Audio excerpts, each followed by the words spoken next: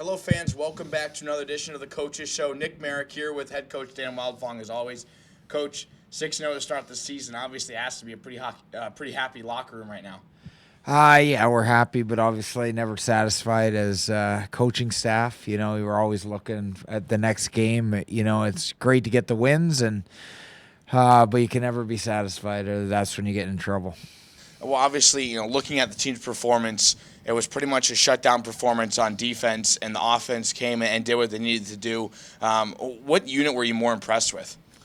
I'm really proud of the way we play defense. I think we got a lot of skill to play offense, but we're really trying to get our players to play two-way hockey because we're trying to get them college ready. If you cannot play two-way hockey, you have a hard time playing Division I hockey because a lot of guys that just don't start on the first line. It is a big jump from junior to college, and if you can play both sides of the puck, you're going to play a lot of hockey. You're not going to be sitting in the stands and learning.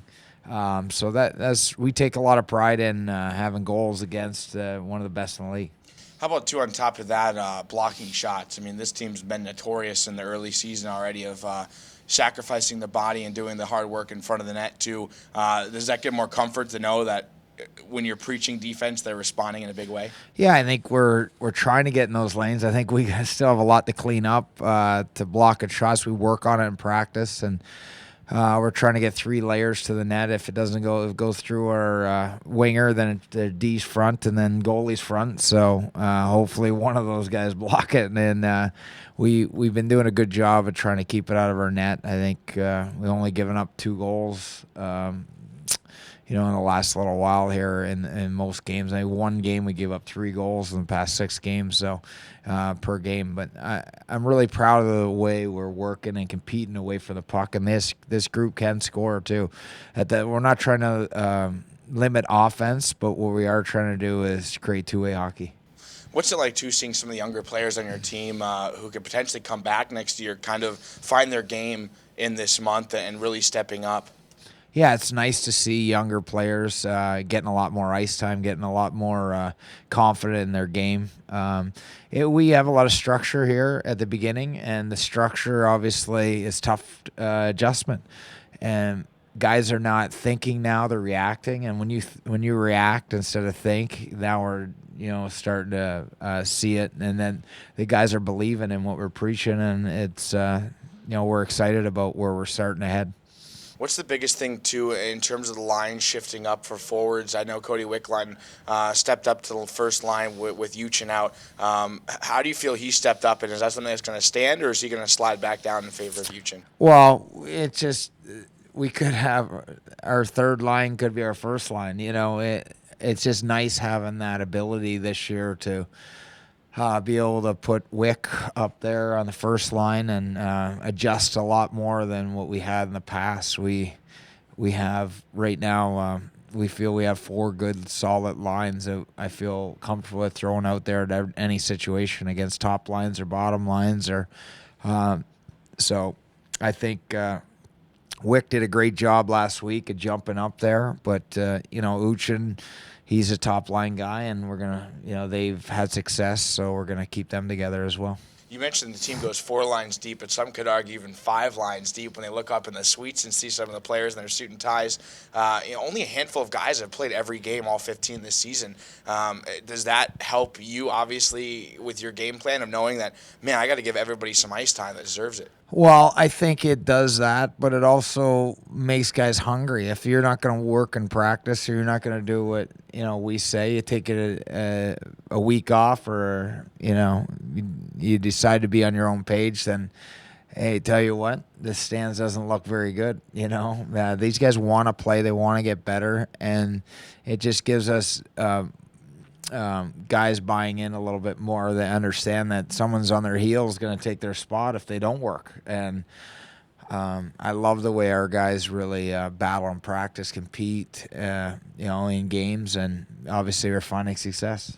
We're a quarter way officially through the season. Obviously, the fans know how successful it's been. 8-1-1 in the last 10, 5-0 in the last 5, 6-0 here at home. What's the game plan for Rio Grande Valley this weekend? Let me tell you, Rio Grande Valley is a good hockey team. They work their tail off. Joe Combs, he obviously has those guys playing hard. They struggled at the beginning of the year in Blaine, but Joe every year has his team ready to go, and they're very well coached.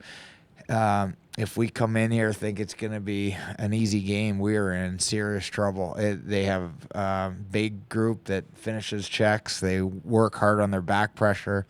They do a lot of details we work on in practice. So it's something we're excited about this test because it's going to be a good test. How do you translate that to the team, knowing that this is a Rio Grande Valley team? Sure, they are behind the Brahmas in the standings, but they beat Fairbanks Ice Dog and Blaine early on, and it's a team that was a one-goal hockey game versus Topeka in a shootout a couple weeks ago. So this is a team too that knows how to hang with the best. Oh yeah, they're a great team. It's still early in the year. A lot of coaches are implementing their systems, and Joe's like everyone else. He's implementing his systems. They got a younger team this year. We have maybe a little bit older team, so our guys are maybe getting it earlier, and they'll get a little. They're starting to get it, So you got to be prepared. It's a mental challenge for us to make sure we're worrying about us, and we're worrying about doing the details to. Not look at the standings saying who we're playing, but worry about our details. And I think if we do that, we will be successful game in and game out. But when you relax, that's when you get in trouble. Well, back off the point you mentioned earlier that you want to be the best goals against team in the league. You have the best two-headed monster, arguably, with Kupski and Black between the pipes. Is that something you see you kind of like, having them both get the day off and splitting time and goal? Or do you think it could be a situation where maybe come Christmas time this could become somebody stepping up as the true starter? Well, they both deserve to play. They work hard in practice. They're playing great, both of them, in games. So we feel if it's not broke, don't try and fix it, So we're definitely happy with our goaltending as of late. They work at it with, obviously, Al Rooney, our goalie coach. He's really helping them. And they're really watching video, paying attention to detail. They want to get better. They want a D1 scholarship. And if they work this hard, they will get it. I saw him on the ice too Wednesday morning, working hard with Al. I guess final thoughts going into the weekend. What's going to be the takeaway message for the team? Be ready. This is a team that they're coming in hungry. They lost last night. It's a really good game. We watched it. It was basically a 2-1 game with an empty netter. If we got to be ready against this Rio Grande team. They're very well coached, like I said. And if we're not ready, we're in trouble. Well, Rio Grande Valley playing their 6th and 7th straight road game here in the NYTEX Sports Center. Friday, Saturday night game time, 7:30 both nights. We're going to take a break here on the Coach Show. When we come back, we'll have Pat Egan on our Player Spotlight.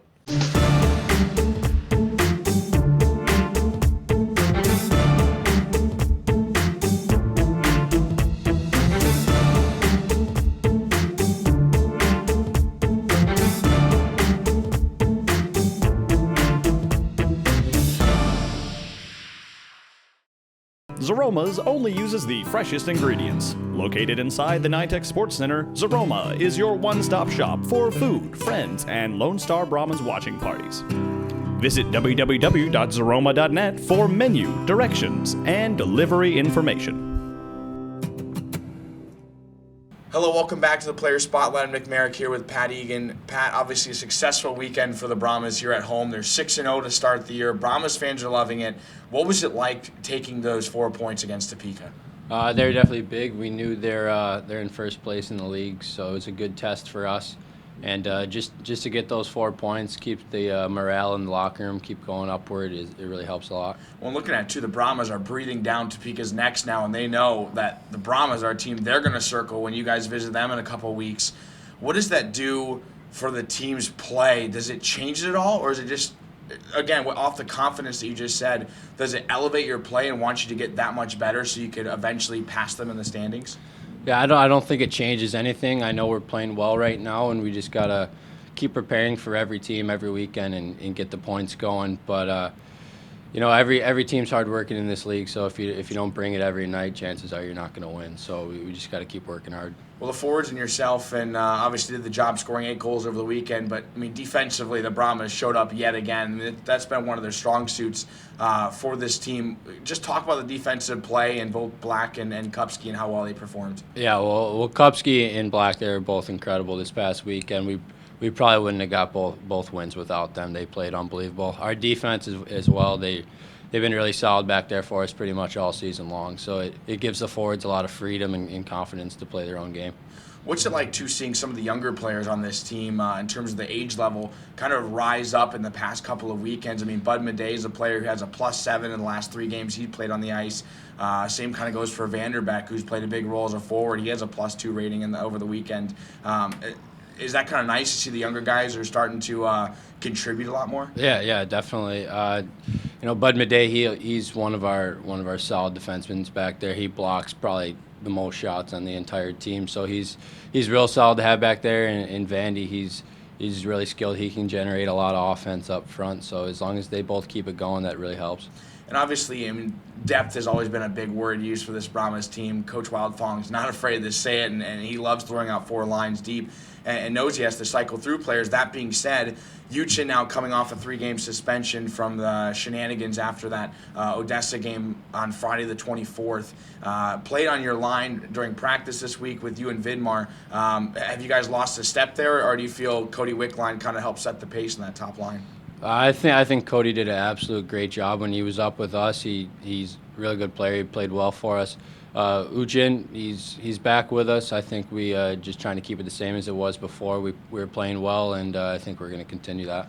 How does a team then make sure they keep playing the same level of hockey that they have been playing, 60 full minutes, getting off to quick starts? That's been a big asset for the Brahmas this season. And knowing that Rio comes in, sure, they're below the Brahmas, but how do you make sure you play at the same level like the team did against Topeka?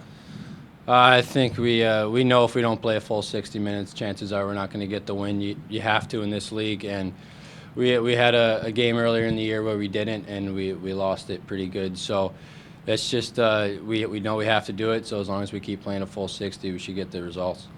So fans, again, this weekend playing against the Rio Grande Valley Killer Bees, 7:30 both nights, Friday and Saturday. Come on out to the NITEC Sports Center. A little more about behind the scenes for Pat Egan. Obviously, rocking a pretty solid mustache for Movember. I'm pretty sure it's safe to say he'll be a walk in the park to win on the team. But I understand there were some issues with Liam Sturzinger. I mean, kind of talk to you about that.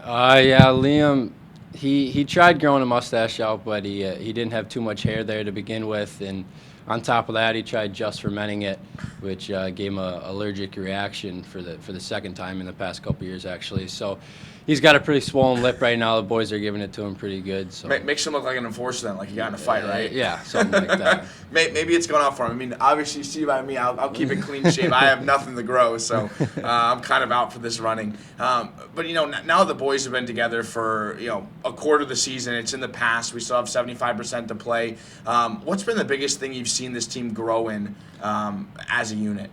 I think at the start of the year compared to now, we've all bought into the system. We know how we have to play in order to be successful, and we're putting the team first and ahead of individual stuff. So as long as we keep doing that, we should hopefully keep staying successful. And how's Coach Wildfong and Potter compared to when you played back in Buffalo for the Junior Sabres before coming here to Lone Star? They're definitely a lot more intense. They demand more out of you, which is a good thing.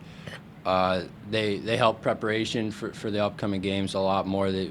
We're probably going to watch some video on Rio Grande today and get even more focused on them. So all in all, they've been absolutely fantastic. Obviously, on social media, we blast out the new illustrator that Coach has. I'm pretty sure everybody is wondering how violent those markings are on the screen when he's trying to show somebody who messed up. Yeah.